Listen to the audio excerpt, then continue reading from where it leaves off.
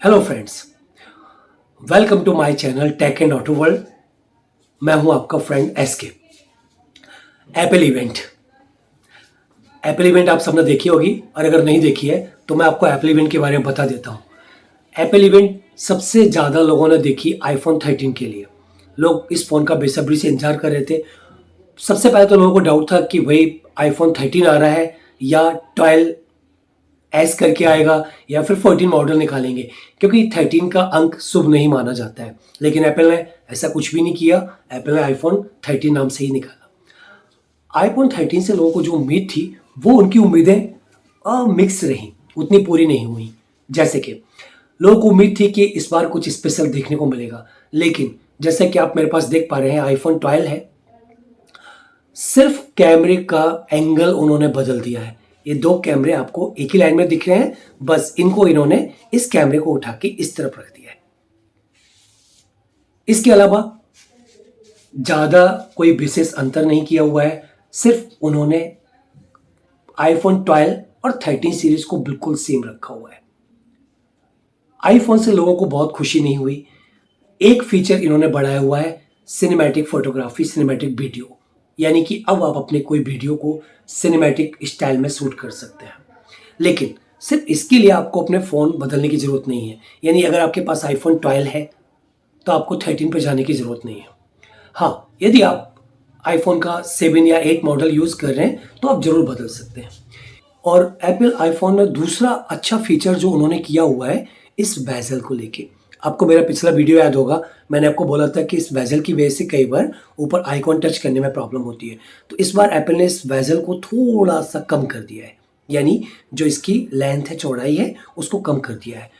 IPhone के अलावा इस इवेंट की जो दूसरी खास बात रही, वो रही एप्पल वॉच।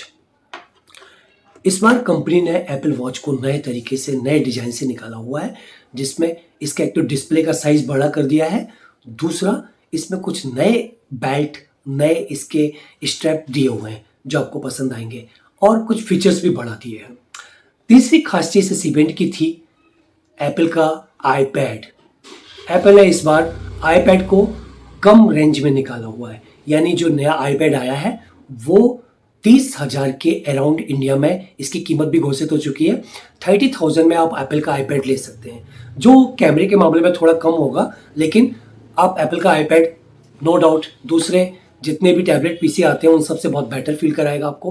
तो आप एप्पल का अगर आईपैड लेना चाहते थे तो अब आप एप्पल का आईपैड सिर्फ 30,000 रुपये में ले सकते हैं। आईपैड में इन्होंने आईपैड मिनी भी निकाला है, जो बड़ा ही खूबसूरत है, लेकिन उसकी प्राइस थोड़ी ज़्यादा है।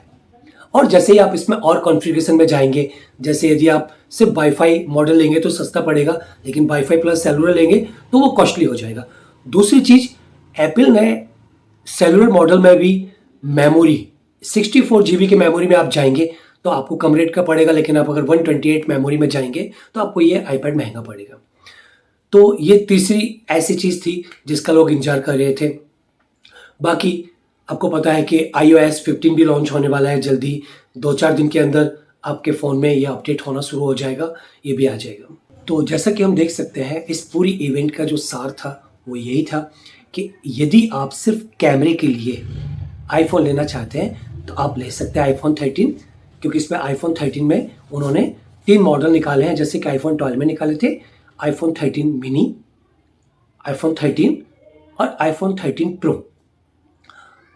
बस सिर्फ इसमें कैमरे का डिज़ाइन, कैमरे का एंगल और कैमरा थोड़ा खूबसूरत बनाया गया है। इसके लिए आप अगर आईफोन लेना चाहते तो ले सकते हैं। बाकी एप्पल वॉच के लिए आपको कुछ समय वेट करना पड़ेगा।